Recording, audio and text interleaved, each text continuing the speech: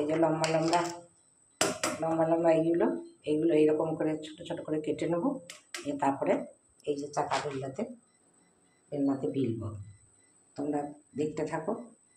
এই দেখো অর্ধেকগুলো ভাজা হলো, আর এই যে অর্ধেকগুলো এখন আছে। এই কটা করে নিই, তারপরে ফিনিশিং দেখাবো, আমরা খাবো।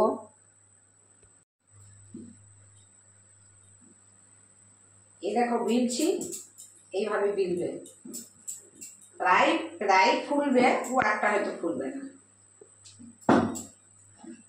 তেল গরম হওয়া তেল ঠান্ডা হওয়ার ব্যাপার থাকে, তো এই জন্যে।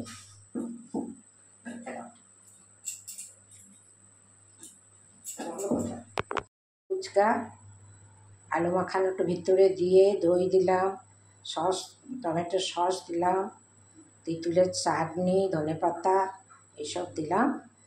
আর আলু সেদ্ধটা তো মাখিয়েছি, ফুচকার আলু যেমন মাখায় তেমনি করে মাখিয়েছি। তোমাদেরকে সব দেখানো সম্ভব হলো না। দেখবে, সাবস্ক্রাইব করবে, কমেন্ট করবে, শেয়ার করবে, তোমাদেরকে এইটাই আমার অনুরোধ।